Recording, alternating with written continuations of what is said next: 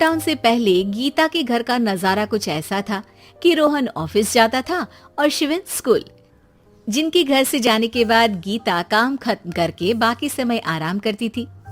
लेकिन लॉकडाउन के बाद ऑफिस और स्कूल घर में ही खुल गए और इससे गीता का हाल वो तो आपको देखने में ही मजा आएगा। शिविन, ओ शिविन, महाराज उठने के लिए क्या 21 तोपों की सलामी लेंगे? अरे बिस्तर से बाहर निकल, ऑनलाइन क्लास स्टार्ट होने वाली है। अरे तुम भी हद करती हो, स्पीकर की तरह चिल्लाने की क्या जरूरत है? दिख नहीं रहा मेरी कॉन्फ्रेंस चल रही है। अब कैमरा और स्पीकर ऑन कर रहा हूँ, मुझे कोई शोर नहीं चाहिए। इस पर जैसे ही रोहन लैपटॉप का कैमरा और स्पीकर ऑन करता है तभी कुकर की सीटी बजती है। करा लो अब इसे चुप। लॉकडाउन नहीं हुआ, मेरी मौत का फरमान जारी हो गया। दोनों बाप बेटे ने नाक में दम किया हुआ है।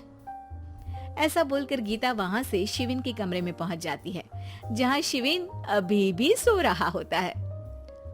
ओ आलसी, अब अगर 5 मिनट में नहीं उठाना तो आज तेरा गेम और यूट्यूब कैंसिल।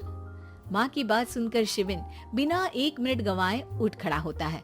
उठ गया, अभी नहाकर भी आता हूँ। ये नाटक कहीं और, मुंह पर गीला कपड़ा मार और पढ़ने बैठ। शिविन की ऑनलाइन क्लास स्टार्ट हो जाती है, जिस पर गीता उसे वहां बिठाकर रसोई में चली जाती है। थोड़ी देर में उसे कमरे से कुछ आवाज सुनाई देती है, जिसे सुनकर वो कमरे में वापस आती है। हाय राम, तुझे क्लास अटेंड करने के लिए बोला था, कैमरा ऑफ करके बिस्तर पर नाचने के लिए नहीं बोला था। मम्मी मुझे कुछ समझ नहीं आ रहा, आप बाद में पढ़ा देना ना, वैसे भी अटेंडेंस तो लगी गई है। हाँ बेटा, जरूर बन जा, तू अभी से हम सबका बाप बन जा। अरे नहीं मतलब कहाँ से लाते हो इतना दिमाग, और पढ़ाई करते हुए ये चला कहाँ जाता है? नाइस क्वेश्चन, दिमाग से पूछकर बता दूंगा। शिविन की बातों से परेशान होकर गीता उसे मारने के लिए जैसे ही आगे बढ़ती है तभी वो कमरे से बाहर भाग जाता है। अब शिविन आगे आगे और गीता हाथ में चप्पल पकड़े उसके पीछे पीछे पूरे घर में दोनों घूम रहे होते हैं। इसी बीच वो रोहन के पास पहुंच जाता है और शिविन को मारने वाली चप्पल रोहन के लैपटॉप पर जाकर गिरती है। ओए माँ!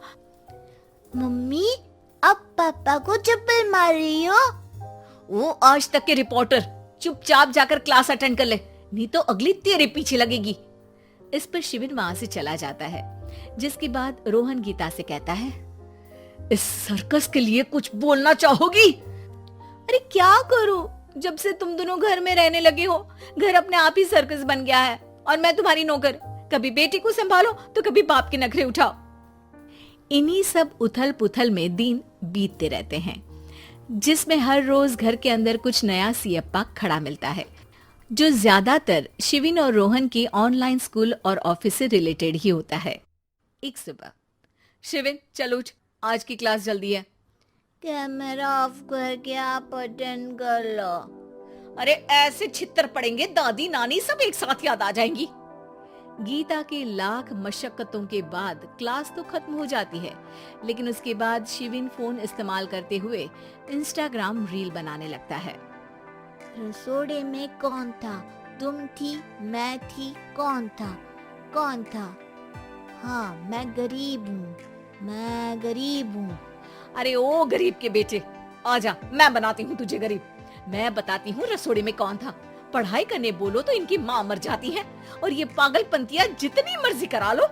गीता शिविन को डांट रही होती है, तभी रोहन बीच में बोल पड़ता है।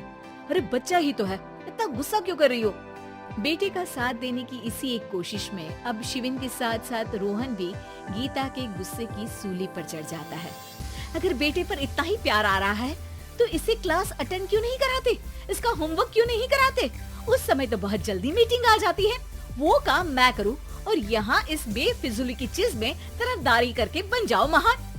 हे भगवान, कोई तो इनके ऑफिस और स्कूल खुलवाओ, मैं इन्हें और घर में नहीं सह सकती। मैं कुछ और मांग लेती, क्योंकि तुम्हारी ये विश इस साल तो पूरी होने से रही, कोरोना। हाय नास पिटे ने जिंदगी ही बर्बाद कर दी। खाए कोई, पचाए कोई, कल मुझे चुन चुन कर सबको मेरी बद्दुआ लगेगी। उन्होंने दुनिया का और इन बाप बेटे दोनों ने मेरा जीना मुश्किल कर दिया। गीता वहां से चली जाती है, जिसके बाद रोहन शिविन से कहता है, अरे तुम्हारी मम्मी इतनी भड़की हुई क्यों है? आपकी वजह से पूरा समय घर में रहते हो और उस पर कोई काम कराने की जगह बस ऑर्डर देते रहते हो। अच्छा बेटे, सारा इल्जाम मुझ पर? पूरा दिन तो वो तुम पर ही चिल्लाती है। हाँ, मतलब दोनों का 50-50 है, कुछ करना पड़ेगा। वो कहते ना, make the best out of worst. I have an idea. वैसे तुम्हारी माँ सही कहती है, बहुत जुबान चलाने लगे हो, कम बोला करो। अगली सुबह रोहन और शिविन अपनी गलती को सुधारने के लिए गीता के उठने से पहले घर का आधा काम खत्म कर देते हैं, जिसे देखकर गीता खुश हो जाती है और फिर बाकी बचा काम वो तीनों मिलकर पूरा कर लेते हैं। जिसके बाद अब वो सब मिल बांट कर हर काम में एक दूसरे की मदद करते हुए लॉकडाउन का मजा